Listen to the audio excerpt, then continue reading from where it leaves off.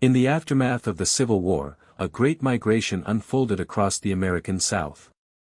Men, women, and children who had endured lifetimes of bondage finally stepped into a world where freedom was promised. Their first steps, however, were often uncertain, guided more by hope than by clarity. Among the places where this struggle for a new life became most visible was Natchez, Mississippi.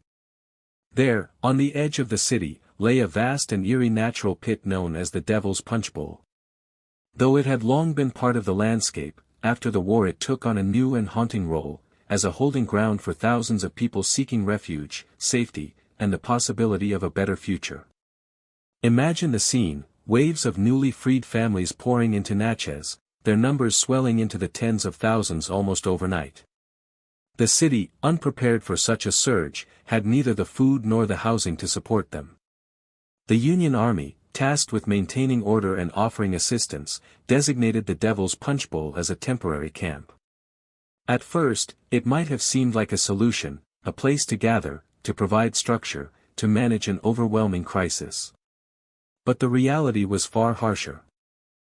The pit, ringed by steep cliffs and covered in dense brush, became a space where survival was uncertain. The heat was oppressive, clean water was scarce, and disease spread quickly in such crowded conditions. For many, the dream of freedom turned into another trial of endurance. Stories handed down through generations describe the suffering, the relentless hunger, and the epidemics that swept through the camp.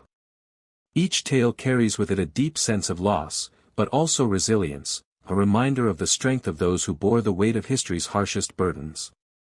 What makes the Devil's Punchbowl even more compelling is the way it lingers in memory. Locals say that after heavy rains, bones sometimes still surface from the earth. Wild peach trees grow on the slopes, and some claim their fruit is nourished by the untold stories buried beneath the soil. Whether these accounts are folklore or fact, they reflect a truth that cannot be ignored: the struggle for freedom did not end with emancipation. For many, it was only the beginning of another chapter, filled with trials that tested the very meaning of liberty. This is not just a story about the past, it is a story about resilience, survival, and the human spirit's refusal to be erased. The Devil's Punchbowl reminds us that history is layered, sometimes painful, and often hidden in places we least expect. By revisiting these moments, we give voice to those who were silenced, and we ensure their experiences are not forgotten. If you believe these stories deserve to be told, remembered, and shared, then join us on this journey. Like this video, subscribe to the channel, and share it with others who want to uncover the untold chapters of history. Together, we can keep these voices alive and bring light to the shadows of the past. When the Civil War came to a close, a tidal wave of change swept across the American South. Freedom, long fought for and long denied, was suddenly proclaimed. Yet freedom, while powerful, does not come with instructions. Families who had known only one life now had to carve out another, often with nothing but their determination and hope to guide them. In places like Natchez, Mississippi, this search for a beginning created one of the most dramatic population shifts the region had ever seen. Natchez had always been a city of importance, perched on the Mississippi River, where trade and culture intertwined. Before the war, its population hovered around 10,000, a size that allowed for familiar faces on the streets, for a rhythm of life that, while complex, was manageable. But with the stroke of emancipation, Natchez transformed almost overnight. Newly freed people, hearing whispers of opportunity, safety, and the possibility of support, poured into the city by the tens of thousands. They came on foot, in carts, sometimes carrying only what they could hold in their arms. Within months, the quiet city of 10,000 had swollen into a crowded, restless place of over 100,000 souls. Imagine the streets, once spacious and orderly, suddenly bursting with movement. Children clung to their mothers, men searched for work, and elders looked for places to rest in the shade. Every building, every open space, every church and abandoned structure became a shelter. Camps of makeshift tents sprang up wherever there was room. People sang to keep their spirits high, prayed for strength, and shared stories of the journey that had brought them there. The air itself seemed to thrum with both exhaustion and expectation. Yet the city's resources were finite. Natchez, never designed to sustain such an influx, strained under the weight of need. Food supplies vanished quickly, wells ran dry, and sanitation became a daily struggle. The Union soldiers stationed there, tasked with maintaining order in a post-war South still simmering with tension, suddenly found themselves responsible for not just keeping peace but for keeping tens of thousands alive. What had once been a garrison post turned into a humanitarian challenge of unimaginable scale. Union leaders set up designated camps, hoping to bring structure to the chaos. But the numbers kept growing, and the systems they tried to impose collapsed under the sheer magnitude of demand. Each day more people arrived, believing that Natchez was a place of refuge, unaware that the city was already at its breaking point. With every new face, the question became louder: how could freedom, so newly won, already feel so fragile?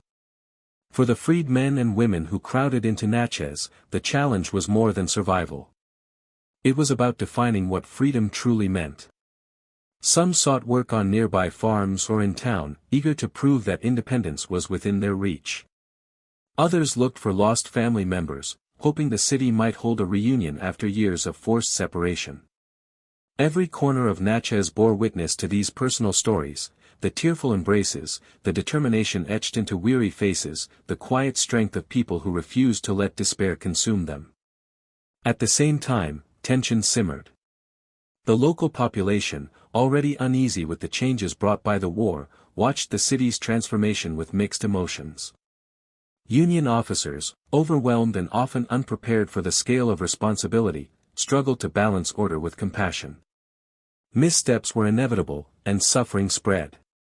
Disease lurked in overcrowded quarters, hunger gnawed at stomachs, and the promise of freedom seemed shadowed by hardship. Still, in the midst of this turmoil, there was something remarkable. Against all odds, communities began to form. Families built networks of support, sharing food when there was little, watching over one another's children, teaching each other letters and prayers. Even in scarcity, there was generosity. Even in grief, there was resilience. Natchez became not only a city of struggle but also a city of beginnings, a place where, despite overwhelming odds, thousands attempted to shape a life from the ruins of the old world. Looking back, the surge of Natchez's population tells us more than just numbers. It tells of hope so powerful that people were willing to risk everything for a chance at a new chapter. It tells of human endurance, stretched to its limits yet refusing to break. And it tells of the difficult truth that freedom, while celebrated in words, often demanded sacrifices in reality. For the people of Natchez, the years immediately after the Civil War were a crucible. The city's streets bore the weight of dreams colliding with harsh realities, and its name became entwined with stories of both suffering and resilience. From 10,000 to 100,000, Natchez was transformed into a symbol of both the promise and the price of freedom. And though the years have passed, the echoes of those crowded streets, the voices of those who came with nothing but hope, still linger in the memory of history. The place chosen as a camp was unlike any ordinary settlement.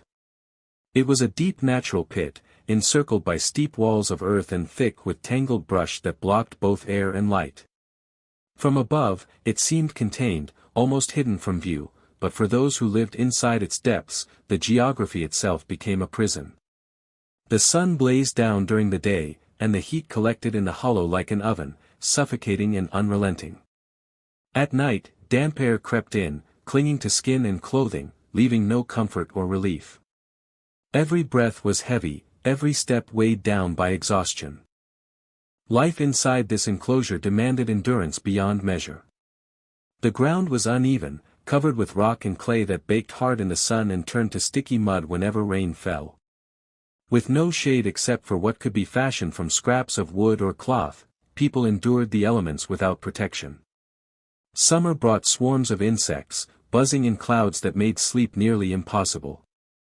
The stagnant pools of water that collected after storms became breeding grounds for illness, and yet, when thirst became unbearable, they were often the only option. The struggle was not only with the land but with the body itself. Hunger gnawed at every hour of the day. Rations, when they arrived, were meager, often spoiled or stretched too thin to nourish the thousands crammed into the camp. Mothers divided scraps among their children, sometimes pretending to have eaten so their little ones would not go without. Men searched for wild roots, berries, or anything edible along the edges of the pit, but what they found was rarely enough.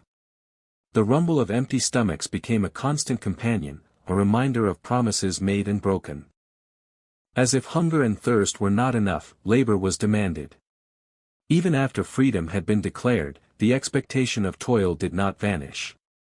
Work details pulled men and women into long hours of clearing land, hauling supplies, or building fortifications. Under the punishing sun, with little food to sustain them, bodies weakened quickly.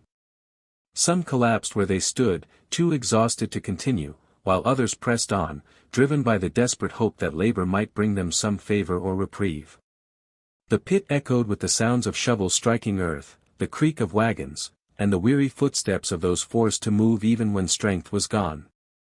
Water, the most basic necessity of all, remained the most elusive.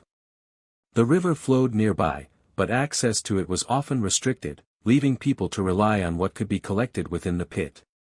Small streams that trickled down the walls carried dirt and waste, tainting what should have been clean.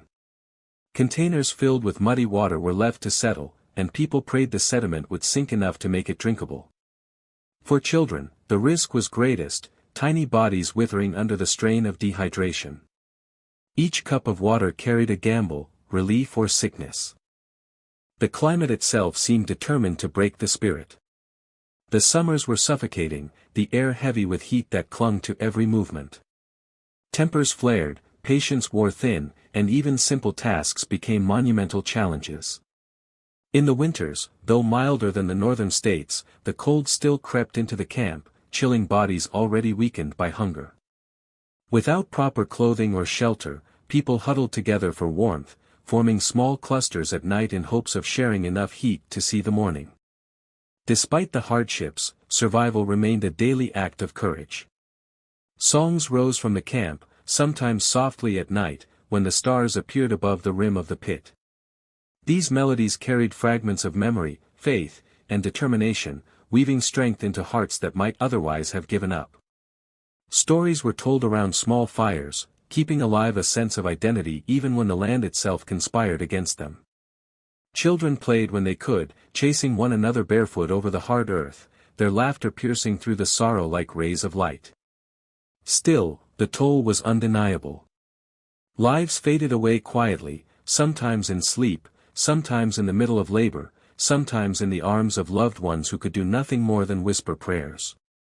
Graves were dug close by, often shallow, marked only with stones or wood that weathered quickly in the elements. Each loss was not just personal but communal, another thread pulled from the fragile fabric holding the camp together.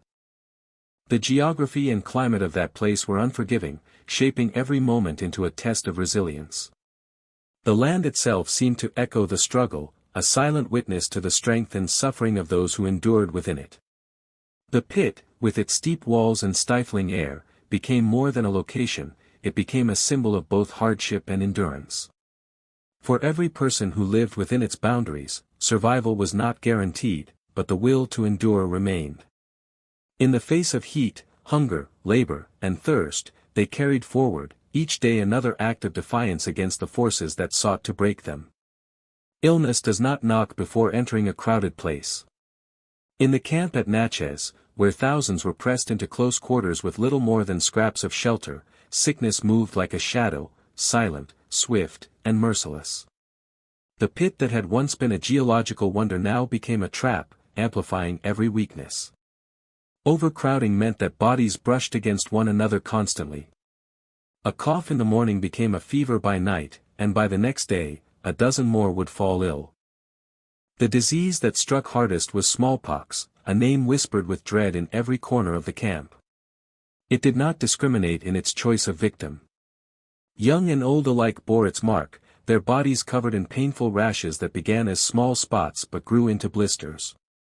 Once the sickness took hold, there was little to be done. Remedies were scarce, and what knowledge existed was often beyond reach in a place so stripped of resources. The people relied on hope, on prayers, and on the comfort of loved ones sitting close beside them, even as that closeness spread the contagion further. Water, already scarce and tainted, worsened the crisis. Buckets filled from muddy pools or the river carried invisible dangers. Without clean wells or proper drainage, waste seeped into the same streams used for drinking. Every sip carried risk, and often the choice was simple: drink and take the chance, or resist and wither from thirst. The crowded conditions left no room for quarantine. Once a single person fell ill, it was nearly certain that their neighbors, sleeping shoulder to shoulder, would follow. Smallpox carried with it more than just physical pain.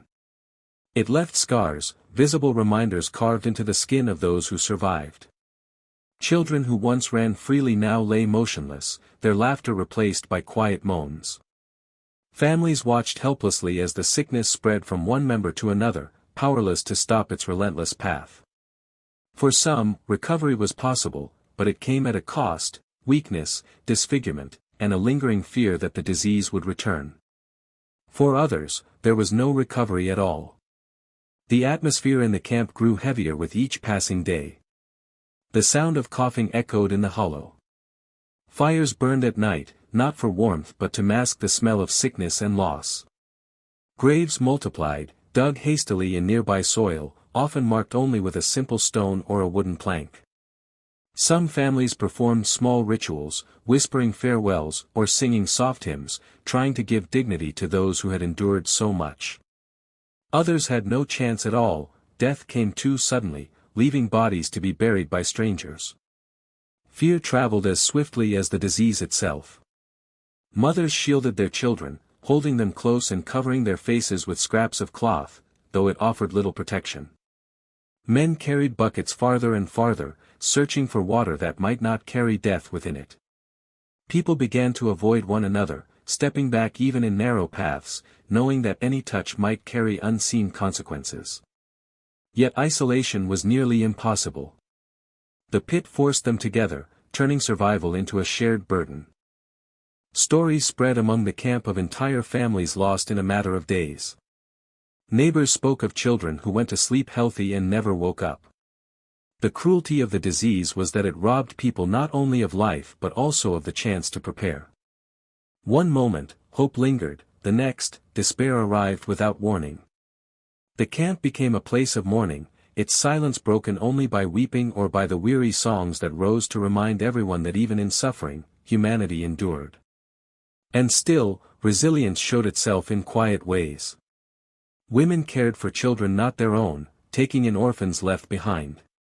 Men dug graves for those who had no family, ensuring no one was forgotten. Shared meals, no matter how small, became acts of solidarity. People prayed together, sang together, and in those moments of unity, found strength to keep moving forward. The disease could weaken their bodies, but it could not completely strip away their spirit. The epidemic revealed the cost of neglect and mismanagement. Had the camp been supplied with proper sanitation, with medical care, with even the most basic safeguards, countless lives might have been spared. Instead, the hollow of the devil's Punchbowl became a breeding ground for suffering.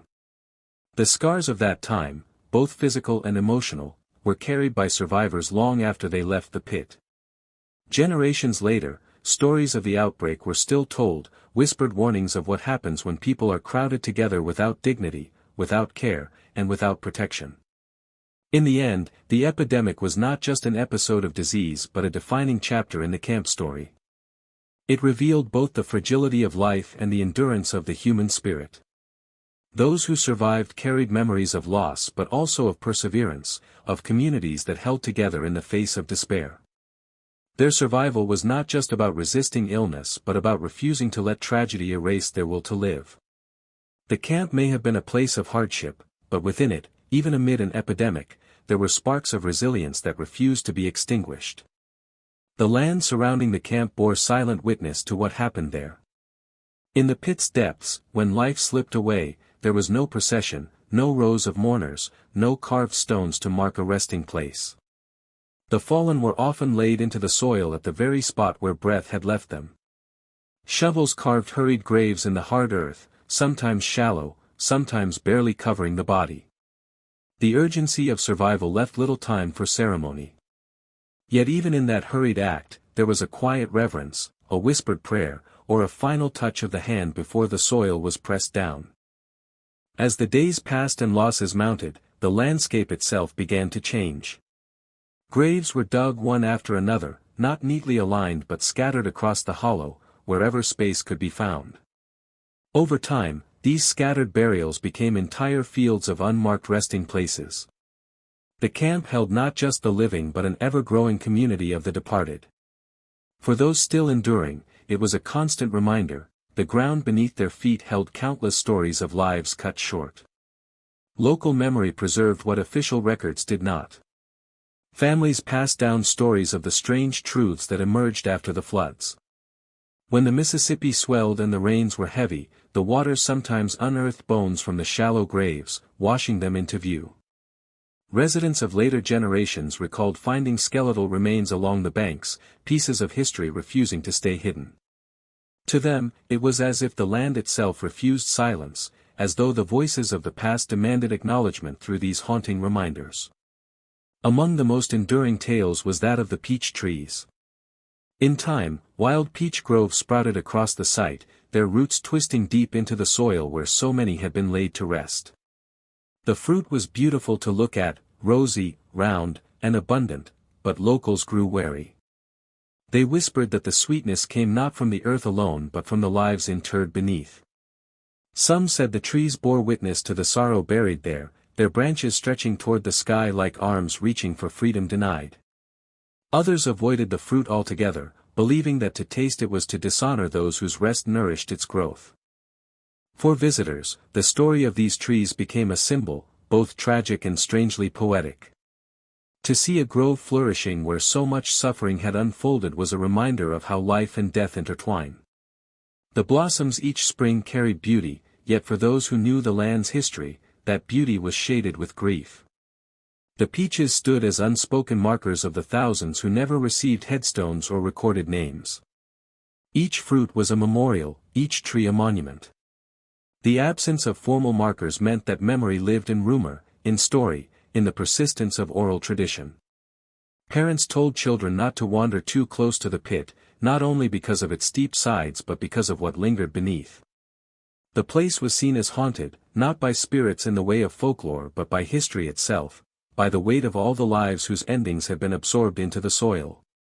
In this way, the Devil's Punchbowl remained both a landscape and a living archive, one that spoke through the seasons, through storms, through the uncanny appearance of bones when the river rose too high. Imagine walking through that place generations later. The air is thick with humidity, the sound of cicadas echoing through the trees. Wild peach branches bend under the weight of their fruit. Yet beneath the surface beauty lies the knowledge of what happened there. Each step stirs the ground where thousands once stood, once labored, once hoped. The silence is heavy, not empty, but filled with the unspoken presence of all those who had no chance to tell their own stories. For the survivors of the camp, leaving meant carrying the memories with them, even if words were never enough. They spoke in fragments, in cautionary tales, in warnings to their children. Those stories, carried forward through time, are why the land is still remembered today. Without headstones, without written records, it is memory and myth that preserve the truth. And when the river swells and the ground gives up its secrets, it is as though the past itself refuses erasure. The graves at the Devil's Punchbowl are more than forgotten resting places. They are reminders of resilience cut short, of dreams never realized. The land bears scars, not carved into stone but etched in the soil and carried in the whispers of those who know its history. The peach trees, the bones that resurface, the stories told by locals, all these are the markers of a past too heavy to stay buried. In the end, the Punchbowl's legacy is not just about death but about remembrance. The graves may have been hurried, unmarked, and unrecorded, but they remain present through the living landscape. Every storm that washes away the soil, every tree that blossoms anew, continues to speak for those who could not. And though silence surrounds the place, it is not the silence of forgetting, it is the silence of waiting, of a history still demanding to be heard. History has a way of choosing what it remembers, and what it prefers to forget. In textbooks and classrooms, the Civil War is often presented as a story of triumph, freedom secured, justice served, a nation reunited. The darker details, the messy truths that complicate the neat narrative, rarely make it onto the page. The tragedy at the Devil's Punchbowl became one of those silenced chapters, deliberately left in the margins. It was not just the suffering itself that made it uncomfortable, but what it revealed about the shortcomings of those who were supposed to be liberators. The Union is celebrated in most accounts as the force that struck down slavery, but the Punchbowl told another side of the story, one where freedom was declared but not fully delivered. Thousands of newly freed people were funneled into camps that lacked the most basic provisions: clean water, sanitation, shelter, medical care. Overcrowding turned a promise of safety into a breeding ground for disease and despair. The image of suffering under Union oversight did not fit the heroic version of history that leaders wanted to project. To acknowledge it would mean admitting that freedom was not a single moment but a fragile, stumbling process, riddled with errors and neglect. Silence was easier than honesty. For a young nation trying to heal after years of war, there was little appetite for stories that showed how liberation could so quickly become tragedy. Officials and chroniclers chose to highlight victories instead: the Emancipation Proclamation, the fall of Vicksburg, the passage of the 13th Amendment. These were milestones worth celebrating, and they provided a cleaner narrative for public memory. But the Punchbowl threatened to unravel that neat story by pointing out how fragile the road to freedom really was. The omission also reveals something deeper: a fear of reopening wounds. The Civil War had left scars across both North and South, but few were as raw as the question of race. Even after slavery's end, the nation struggled with how to incorporate millions of newly freed people into its social, political, and economic fabric. To acknowledge that thousands had died in Union-run camps was to admit that the new beginning was stained with mismanagement and prejudice. For many, it was easier to suppress the memory than confront the truth of how unprepared the country was to handle freedom responsibly. And so, the story slipped into whispers. Locals remembered, passing tales from one generation to the next, but official histories remained quiet. Without documents, without monuments, without textbooks to preserve the details, the event became something between memory and myth. Skeptics dismissed it as rumor, while those who carried the oral history insisted it was real. This tension, between silence and storytelling, became part of the tragedy itself. The decision to exclude the Punchbowl from mainstream accounts also reflected the politics of memory. History is never neutral; it is written by those who hold the pen, those who decide which events deserve a spotlight and which must remain in the shadows. The Union wanted to be remembered as the savior of enslaved people, not as the overseer of their continued suffering. Acknowledging the Punchbowl would complicate that legacy, revealing cracks in the foundation of victory. For those who benefited from a cleaner narrative, erasure was simply more convenient. Yet erasure comes at a cost. By hiding this chapter, the nation missed an opportunity to confront its own failings honestly. The Punchbowl could have stood as a lesson about the dangers of neglect, the consequences of broken promises, and the resilience required to rebuild after bondage. Instead, it became a silence that echoed across generations, a silence that deepened mistrust in official stories. For descendants of those who suffered, the absence of recognition was another wound, proof that their ancestors' struggles were deemed unworthy of remembrance. Even now, the lack of acknowledgement shapes how we understand the past. Without this story, history feels incomplete, skewed toward a narrative of triumph without accounting for the heavy price paid along the way. To recover the Punchbowl's truth is not to tarnish the Union's role in ending slavery, but to recognize that victory was imperfect and incomplete. Liberation was not simply proclaimed, it had to be lived, and for many, it began in suffering rather than celebration. The silence around the Punchbowl is itself a form of testimony. It tells us about a nation uncomfortable with its own contradictions, unwilling to admit that those who promised freedom sometimes failed to provide it. It reveals how memory can be shaped by power, how tragedies can be buried not just in the soil but in the pages of history. And it reminds us of the responsibility we carry today, to recover the silenced voices, to tell the stories left untold, to honor those who endured even when the record tried to forget them. In the end, the exclusion of the Punchbowl from mainstream history was not accidental. It was deliberate, a choice made to protect a narrative of unity and triumph at the expense of truth. But stories have a way of surviving, even when they are buried. They linger in the land, in local lore, in the memories that refuse to be silenced. To listen to them now is to confront not just the tragedy of the past but the fragility of the stories we choose to tell about ourselves. And it is to realize that remembrance, though painful, is the only path to healing. Debate surrounds the story of the Devil's Punchbowl, and with it comes a tension between memory and interpretation. For some, the site has become a symbol of deliberate cruelty, a place where suffering was not only permitted but enforced. Others, however, argue that the story has grown in the telling, shaped more by the pain it represents than by the precise details of what happened. According to these voices, the tragedy was born less from calculated malice and more from a devastating mix of mismanagement, disease, and the sheer chaos that followed the war's end. In this version, the Punchbowl was not conceived as a place of torment but as a desperate attempt to manage an overwhelming crisis. Natchez, once a quiet river city of about 10,000 residents, suddenly found itself hosting more than 10 times that number as freed people poured in seeking protection and a new beginning.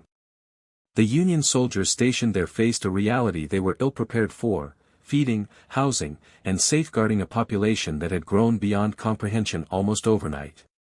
The infrastructure could not keep pace. Food was scarce, sanitation was primitive, and medicine was nearly non-existent. Under such conditions, disease was inevitable, and smallpox, dysentery, and malnutrition tore through the camp with merciless speed. Those who interpret the Punchbowl through this lens see tragedy not as the result of cruelty but of failure. It was not a place designed to kill, they argue, but a place that reflected the limits of human planning in the face of overwhelming need. Union officers, while flawed and often indifferent, were themselves caught in a web of shortages and logistical nightmares. The refugees who died there were not victims of an orchestrated plan, but of the same forces that had haunted armies and towns throughout the war: disease, hunger, and the inability of any system to care for so many at once. Yet this explanation, though perhaps more forgiving, raises its own questions. Was neglect any less destructive than cruelty? Did indifference not carry its own kind of violence? To those who lived through it, the distinction may have mattered little.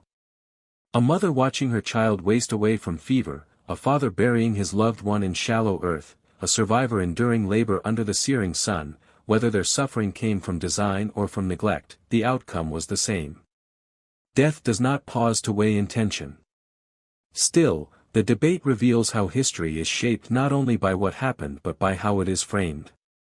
To call the Punchbowl a concentration camp casts it in the starkest moral terms, placing blame squarely on Union authorities and suggesting a deliberate strategy of containment and suffering. To call it a tragic byproduct of chaos and poor planning, on the other hand, softens the accusation, shifting responsibility from malice to mismanagement. Both interpretations leave behind the same reality: thousands dead, their stories largely untold. But the words chosen to describe that reality matter, for they influence how future generations understand responsibility, justice, and the cost of freedom. For descendants and those invested in remembering the site, the harsher interpretation carries power. It names the suffering clearly, refusing to let negligence be disguised as inevitability. It honors the dead by insisting their loss was not accidental, but part of a system that failed them profoundly. On the other side, historians who resist this framing often emphasize the need for precision, wary of letting grief or outrage distort the record. They caution against turning oral traditions into absolute truth without corroboration, fearing that exaggeration may undermine the credibility of the story itself. This tension between memory and evidence reflects a larger struggle in history. Tragedy is rarely tidy, and its causes are seldom singular. Human suffering emerges from layers of intent, neglect, chance, and circumstance. To reduce the Punchbowl to a single narrative, whether of deliberate cruelty or mere incompetence, risks oversimplifying the complexity of what unfolded there. Yet perhaps both perspectives are needed. The historical record reminds us that disease and disorganization were real and devastating forces, but memory insists that suffering without care, without acknowledgement, feels like cruelty regardless of motive. To the thousands who died in the Punchbowl, the line between deliberate harm and negligent oversight was thin, if it existed at all. As we wrestle with these interpretations today, we are reminded that history is not just about cataloging events but about reckoning with meaning. What does it say about a society when so many lives are lost under its watch, whether by intent or incompetence? What does it reveal about freedom when its first chapter is written in hunger and fever? The Devil's Punchbowl remains shrouded in this debate. Was it a carefully concealed atrocity or a catastrophic failure of planning? The truth may lie somewhere in between, in a space where chaos, neglect, and prejudice converge to turn a promise of safety into a place of loss. What is certain, however, is that the voices of those who endured deserve to be heard, not dismissed by labels or disputes over terminology. Their suffering was real, their deaths undeniable. In the end, the argument over the Punchbowl's nature may never be fully resolved. But the act of remembering, whether through the lens of myth, history, or both, ensures that the tragedy does not vanish entirely. By engaging with the debate, by refusing to let the silence of the past continue unchallenged, we give space for the complexity of the truth to emerge. And in doing so, we honor the memory of those whose lives were caught in the gap between freedom promised and freedom realized. Whether preserved in memory or questioned in record, the Devil's Punchbowl endures as more than just a geographic hollow in Mississippi, it stands as a symbol. It is the echo of promises made but left unfulfilled, of freedom declared yet denied in practice, of lives caught in the fragile space between hope and reality. Even if some details remain clouded by debate, the truth carried in its legacy is clear: emancipation was not a single moment of triumph but a long, uneven path, marked by both progress and profound suffering. The Punchbowl reminds us that history is not always written in the pages of textbooks or etched into marble monuments. Sometimes, it lingers in oral traditions, whispered in families, held in the soil itself. Sometimes, it is carried in rumors of bones that rise after floods, or in stories of wild peach trees bearing fruit that no one dares to eat. These fragments of memory, however contested, push back against the silence that has too often surrounded the lives of those who endured. They force us to remember that freedom was not given freely, it was fought for, and even after the war ended, it was still fragile, precarious, incomplete. To walk the grounds today, to stand at the edge of that natural pit, is to feel the weight of history pressing close. The air is still, the trees whisper in the breeze, and the land holds its secrets. Yet in that silence, one can almost hear the voices of those who lived and died there. Their stories remind us that liberation without support can become another kind of captivity, that promises without action can feel like betrayal. They remind us that the struggle for dignity did not end with emancipation, it began there, in places like the Punchbowl, where survival was itself a daily act of resistance. The debates about the site, whether it was mismanagement or cruelty, whether the numbers were in the thousands or less, do not erase the core truth. People suffered. People died. And their memory deserves acknowledgement. To reduce the Punchbowl to a question of accuracy alone risks missing the larger meaning.